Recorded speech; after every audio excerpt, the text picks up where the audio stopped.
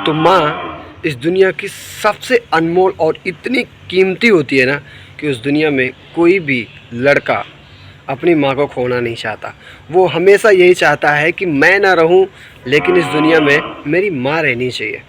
तो माँ का प्रेम ही ऐसा होता है यार। माँ का नाम लेने के बाद ना इस शरीर में रोम रोम में ना इतना प्यार जगता है, इतना प्यार जगता है कि पूछो मत। लेकिन यहीं पर कुछ सवाल हैं आप लोगों से।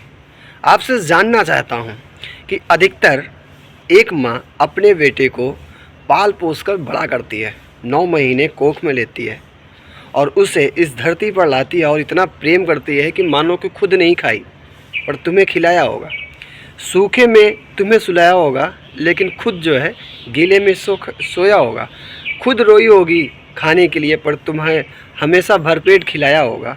तो ऐसी कौन सी मुसीबत या ऐसी कौन सा पल आ जाता है जिसमें आप लोग जो है उन्हें वृद्धा आश्रम छोड़ देते हो? हाँ तो दोस्तों, हम यहीं पर बात करेंगे आज कि ऐसा कौन सा माहौल या ऐसी कौन सी जो है मुसीबत आपको आ पड़ती है कि आप अपने बूढ़े माँ बाप को जो है वृद्धा आश्रम जो है छोड़ आते हो। इसमें रीज़न कौन होता है, इसके जिम्मेदार कौन होता है, बेटा या फिर बहू? तो अब बात करते हैं कि जो एक बेटा होता है वो तो कभी चाहता ही नहीं है कि अपनी माँ को कभी अपने से दूर करे, लेकिन जो एक बहू है वो भी नहीं चाहती है कि हम अपनी माँ को, अपनी सास को कहीं और दूर करें। तो इनमें से कौन सा ऐसा रीज़न होता है, कहाँ पे ऐसी परिस्थिति या फिर कहाँ पर ऐसा जो है मनमुटाव होता है जहाँ पर बूढ़े माँ बाप को जो है वृद्धाश्रम छोड़ दिया जाता है?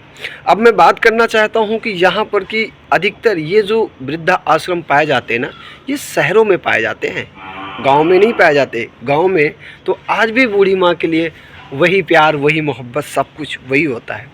ये जो 2 पल के लिए एटीट्यूड वाले थोड़ा सा पढ़ लिख लेते हैं ना, यही लोग जो है ना वृद्धा आश्रम अपनी माँ को छोड़ते हैं। और इसके पीछे का एक लॉजिक यही होता है कि जब बेटा ही तुम्हारे मुट्ठी में नहीं है तो बहू क्या तुम्हारे मुट्ठी में रहेगी? आजकल आज के इस दौर में तो बेटा, आपका बेटा तो बहू के पल्लू में सोने वाला हो गया है। बहू अगर बोल दी, उसकी बीवी अगर ये बोल दी कि तू आज यहीं बैठेगा तो वो वहीं बैठेगा। कभी सवाल ही नहीं पैदा हो सकता कि अपने माँ के सामने अपनी बीवी को डांट सके या फिर एक थप्पड़ मार सके, क्योंकि उसे पता है अगर डांट दिया, एक थप्पड़ मार दिया ना तो अंदर ले चल के जो फिल्म हमारी बनाएगी ना, हम उसे समाज के सामने या फिर माँ के सामने प्रदर्शित नहीं कर सकते हैं। तो आपको बस यही कहना चाहता हूँ यार, आपकी माँ है वो, और माँ को मरते दम तक छोड़ना नहीं चाहिए। बीवी छोड़नी पड़े तो छोड़ दो, क्योंकि बीवी दोबारा भी मिल सकती है, लेकिन जिस माँ ने आपको पैदा किया ना वो आपको नहीं मिल सकती है, और उसका कर्जा आप कभी उतार नहीं सकते हो यार। बीवी तो हमेशा किसी न किसी चीज़ की डिमांड करेगी तब कहीं आपको प्यार देगी, लेकिन आप कहीं से भी किसी भी जगह से जाओगे ना तो आपकी माँ बिना निस्वार्थ आपको प्यार करेगी। तो माँ ही होती है।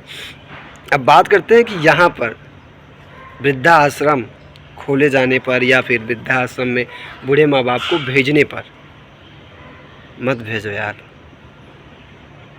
जब उन्हें आपका सहारा की ज़रूरत होती है ना तब आप उन्हें वृद्धाश्रम छोड़ाते हो।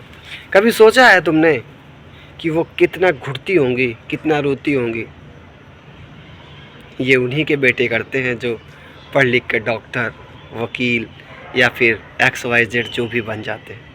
लेकिन एक गरीब घर का बेटा ना अपनी माँ को रोने तक नहीं देता है, तो वृद्धाश्रम तो दूर की बात है। बस आप सभी से निवेदन करता हूँ यार कि प्लीज़ यार अपने माँ बाप को अपने से दूर मत भेजो। वो बहुत अनमोल रतन है, उन्हें खो देना मतलब जीवन में सब कुछ गंवा देना। बस यही तक है, और उम्मीद करते हैं कि आप लोग ऐसे कदम नहीं उठाओगे, अपनी माँ को अपने पास ही रखोगे। बीवी छोड़नी पड़ी तो छोड़ देंगे, लेकिन माँ नहीं छोड़ेंगे। Love you all.